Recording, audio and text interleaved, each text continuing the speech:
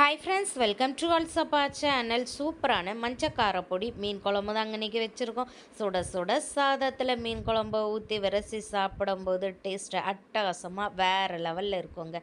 சாப்பிட்டு முடித்த பிறகு கூட மீன் குழம்பு வாசம் கையில் அப்படியே இருக்குன்னா பார்த்துக்கிடுங்களேன்.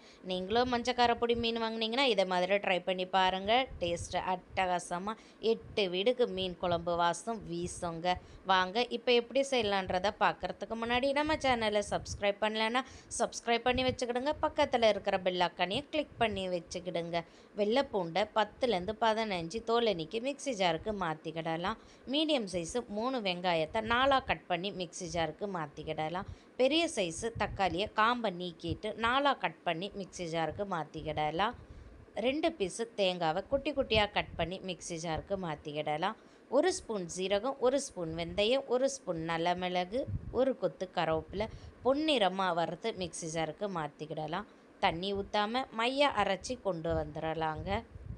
ஸ்டவ்வை ஆன் பண்ணி மண் சட்டி எடுத்து வச்சுக்கிடலாம். எண்ணெயை ஊற்றிட்டு எண்ணெய் சூடான அப்புறம் கடுகு போட்டுக்கிடலாம். கடுகு பொட்டி வந்த அப்புறம் 1 கொத்து கருவேப்பிலை போட்டு பொரிஞ்சு வந்த அப்புறம் அரைச்சி வச்சுருக்கேன் மசாலா விழுது எடுத்து சேர்த்துக்கிடலாம். மீன் குழம்புக்கு மண் சட்டியில் வச்சு பாருங்கள், டேஸ்ட்டு வேறு லெவலில் இருக்கும். மசாலா எடுத்து போட்டுட்டு எண்ணெயில் நல்லா வதக்க ஆரம்பிச்சிடலாம் 2 செகண்டுக்கு. இன்றைக்கி மீன் குழம்புல கத்திரிக்காய் தாங்க சேர்த்துருக்கேன். கத்திரிக்காய் சேர்த்து நல்லா வதக்க ஆரம்பித்த அப்புறம் மசாலாவை சேர்த்துக்கிடலாம். 1/4 ஸ்பூன் மஞ்சத்தூள், 2 ஸ்பூன் வெறும் மிளகாய்த்தூள், 2 ஸ்பூன் மல்லித்தூளும் போட்டு பச்சை வாடை போகிற வரைக்குமே நல்லா 5 நிமிஷம் வதக்கிடலாம். இப்போ 5 நிமிஷத்துக்கு மேலேயே வதக்கி எடுத்துட்டோங்க. கரைச்சி வச்சுருக்க புளி கரைசலை எடுத்து ஊற்றிக்கிடலாம். புளி கரைசலை ஊற்றிட்ட பிறகு குழம்புக்கு தேவையான அளவு தண்ணி மிக்ஸி ஜார் தண்ணியை கலந்து ஊற்றிக்கிடலாம். நல்லா மிக்ஸ் பண்ணி விட்டுட்ட பிறகு குழம்புக்கு தேவையான அளவு உப்பையும் போட்டு நல்லா மிக்ஸ் பண்ணி விட்டுட்டு உப்பு, காரம், புளிப்பெல்லாம் கரெக்டாக இருக்கா செக் பண்ணி பார்த்துக்கிடலாம். எல்லாமே கரெக்டாக இருக்குங்க. இப்போ குழம்ப நல்லா கொதிக்க விட்டுடலாம்.